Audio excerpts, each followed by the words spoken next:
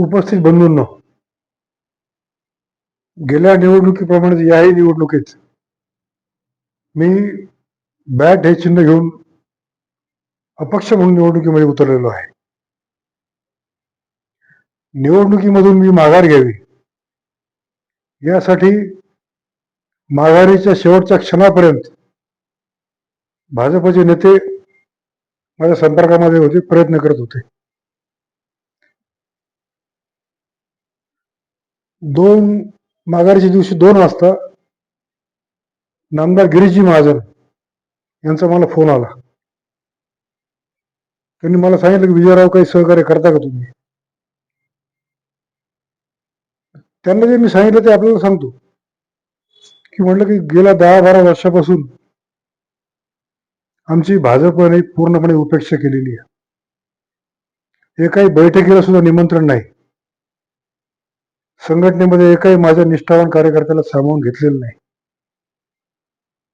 मला कोपरगावच्या माजी आमदारांनी एकही रुपये निधी नगर परिषदेसाठी मिळू दिलेला नाही. देवेंद्रजी फडणवीस यांच्याकडे मी 4 वेळा विकास निधीसाठी फाईल दिल्या, पण दुर्दैवानं मला एकही रुपये निधी मिळाला नाही. त्याच्यामुळे मी सहकार्य करण्याचा प्रश्नच नाही. आणि गेल्या 1.5 महिन्यापासून मी कोपरगाव शहरामध्ये मतदारांच्या गाठी भेटी फिरतोय. मी जर आता माघार घेतली तर विजय वाढलेने किती कोटी रुपये घेतले ही चर्चा समोरचे लोक घडवून आणतील याची मला पूर्णपणे कल्पना आहे. यावर माझं असं म्हणणं आहे, कोपरगाव शहराचा मतदारांचा कल जर बघितला तर भाजपच्या उमेदवारानेच माघार घेऊन मूळ भाजपच्या विजय वाढलेंना पाठिंबा द्यावा असं माझं म्हणणं आहे. कारण मुख्यमंत्र्यांनी मागच्या निवडणुकीमध्ये सांगितलं होतं की भाजपचा प्रामाणिक कार्यकर्ता निवडून द्या, म्हणून लोकांनी मला निवडून दिलं. यावेळेस फडणवीस साहेब या ठिकाणी येऊन गेले आणि पुन्हा तेच आवाहन केलं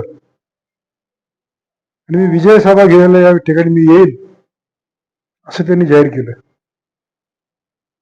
तर पुन्हा मतदार फडणवीसांच्या आव्हानाला प्रतिसाद देतील आणि भाजपचा 45 वर्षापासून काम करत असलेला विजय वाढले निष्ठावान कार्यकर्ता परत निवडून जाईल याचा मला आत्मविश्वास आहे. माझ्या 5 वर्षाच्या कारकिर्दीमध्ये अतिशय निस्वार्थपणे सर्वधर्मीय समाज, सामान्य नागरिक, ज्येष्ठ नागरिक, लहान मोठे व्यापारी, महिला, मुलं या सगळ्यांना सोबत घेऊन कुठलंही राजकारण न करता प्रत्येक नगरसेवकाच्या प्रभागामध्ये मी आजपर्यंत कुणीही केले नाहीत एवढी विकास कामं मी शहरामध्ये केलेली आहेत. याही निवडणुकीत आपण प्रचाराला यंत्रणा चालू आपण बघतोय कोट्यवधी रुपये निवडणूक प्रचारासाठी उधळले जात आहेत. ज्यांनी नगर परिषदेमध्ये मला काम करताना अडथळे आणले, ज्यांनी 5 नंबर तळाचं खोदकामाला अडथळा आणला, ज्यांनी 28 कामांना स्टे घेतला, ते पुन्हा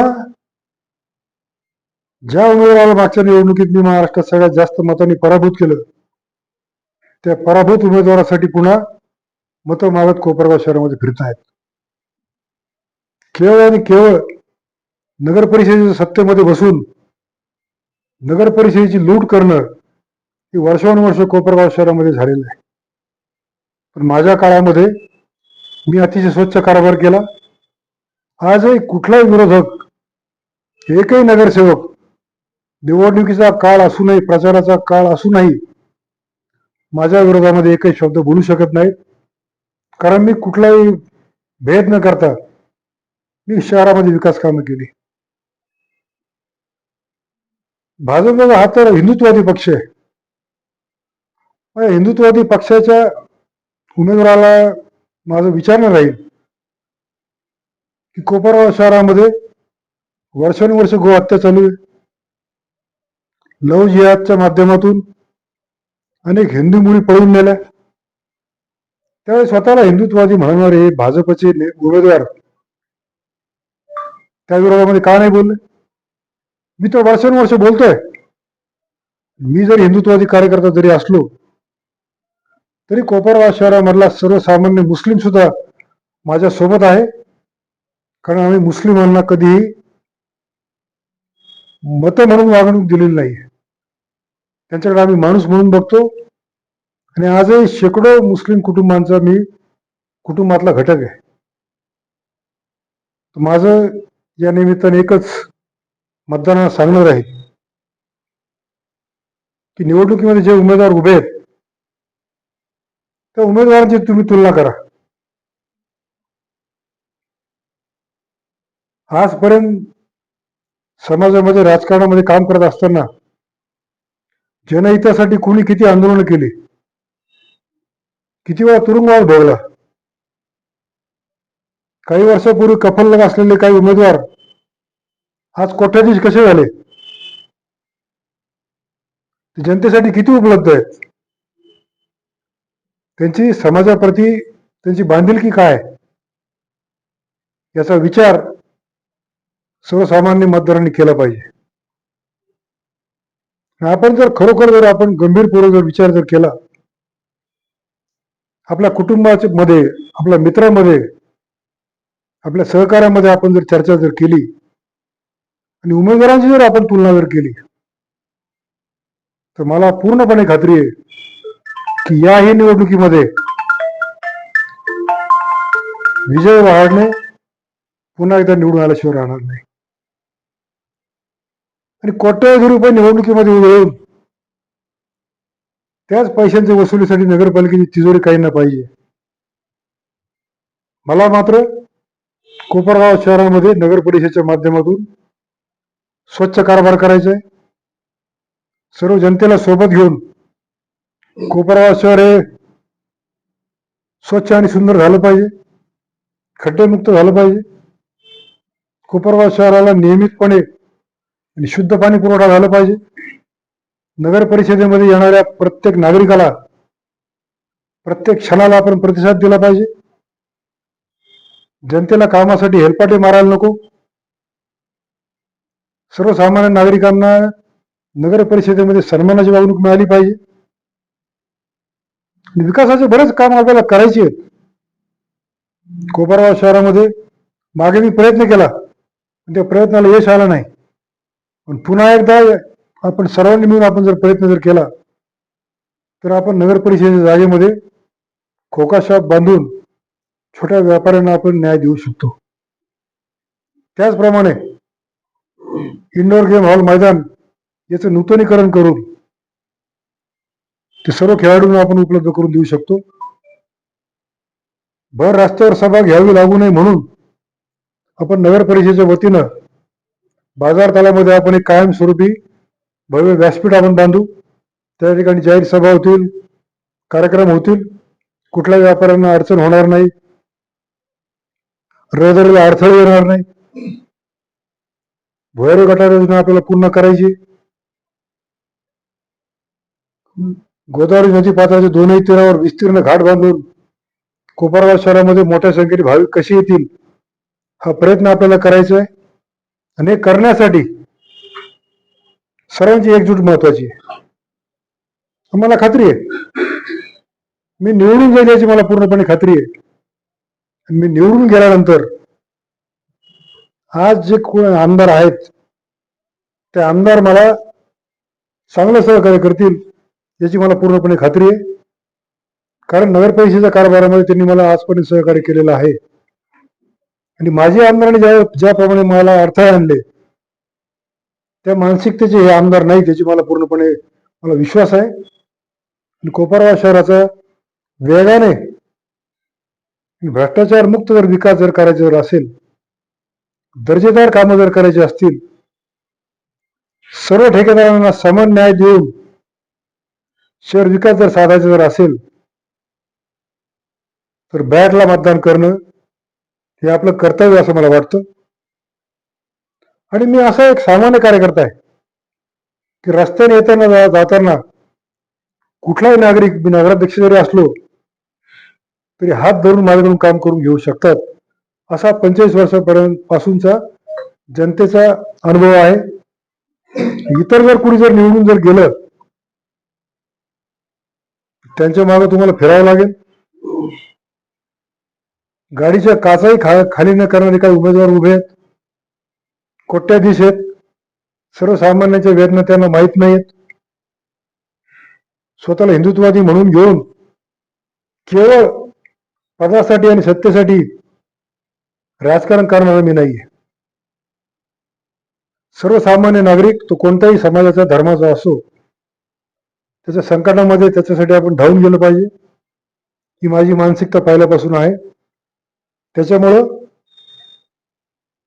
मतदारांमधला एक सामान्य माणूस जर नगराध्यक्ष व्हावा असं जर आपल्याला वाटत असेल, तर आपण बॅट या चिन्हावर आपण पुन्हा एकदा मतदान करा. आणि आपण जर बॅटला जर मतदान जर केलं, तर तुमच्यातला तुमचा मित्र, तुमचा सहकारी आणि एक सामान्य कार्यकर्ता पुन्हा एकदा या कोपरगाव शहराचा नगराध्यक्ष होईल, याचा मला विश्वास वाटतो. पुन्हा एकदा मी कोपरगाव शहरातील सर्व मतदारांना विनंती करतो की केवळ मी म्हणतो म्हणून मला मतदान करू नका. माझी पात्रता जर असेल, नगराध्यक्ष म्हणून काम करण्याची माझी पात्रता जर असेल, तरच मला मतदान करा. आणि आपण विचारपूर्वक जर मतदान जर केलं, तर मी निवडून येईल, याचा मला पूर्णपणे विश्वास आहे. धन्यवाद. खुले नाट्यगृह जे आहे ते काम करण्यासाठी आपण 1 कोटी रुपयाची तरतूद केली. त्याचं भूमिपूजनही झालं सन्माननीय आमदारांच्या हस्ते. वर्क ऑर्डरही देण्यात आली.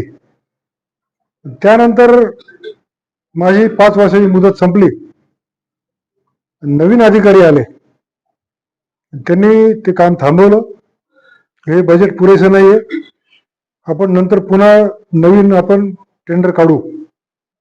पण माझं असं म्हणणं आहे की आता केवळ खुले नाट्यगृह दुरुस्त न करता त्या जागेवर कोपरगाव शहरामधील कलाकार, साहित्यिक, कवी, नाट्यरसिक यांच्यासाठी आपण एक बंदिस्त नाट्यगृह आपण राज्य सरकारच्या माध्यमातून बांधू, असं मला वाटतं.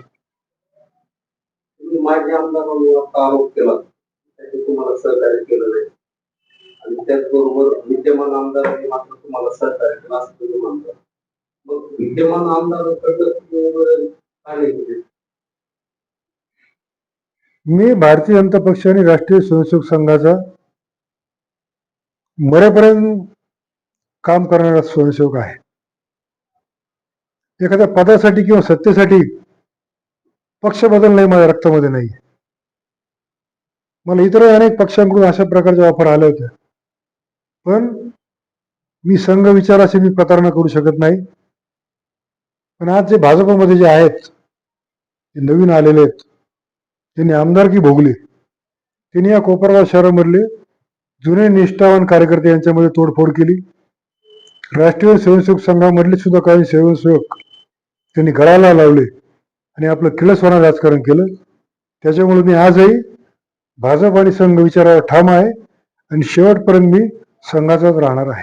मागच्या निवडणुकीत जे तुमच्या सोबत होते योगेश, या निवडणुकीत त्यांनी उमेदवारी अर्ज दाखल केल्यानंतर अर्ज माघारी घेत त्यांनी भाजपला पाठिंबा दिल्याचं जाहीर केलं. कसं पाहतो? त्यांनी ज्यावेळेस उमेदवारी अर्ज भरला त्यावेळेस मला फोन आला, त्यांनी मला सांगितलं की मला मुख्यमंत्र्यांनी मला अर्ज भरायला सांगितलं. माघारीच्या दिवशी सुद्धा मला पुन्हा त्यांचा फोन आला की मला मुख्यमंत्र्यांचा मेसेज आलाय की तुम्ही माघारी घेऊन टाका. मुख्यमंत्री स्वतःच्याच पक्षाच्या उमेदवाराविरुद्ध असं जर काही करत असतील तर निष्ठावान कार्यकर्त्यांनी याचा गंभीरपणे विचार केला पाहिजे. कारण आपण विचारलं म्हणून सांगतो की कारण नामदार राधाकृष्णजी विखे यांच्या विरोधामध्ये पक्षामध्ये काही कट शिजतो असं मला वाटतंय. कारण श्रीरामपूर मधल्या भाजपाच्या म्हणजे विखेंच्या उमेदवाराविरुद्ध भाजपच्याच काही नेत्यांची फूस विरोधी उमेदवाराला आहे आणि संगमनेरमध्ये तो प्रकार घडलेला आहे अशी माझी माहिती आहे. खरं खोटं देव जाणे.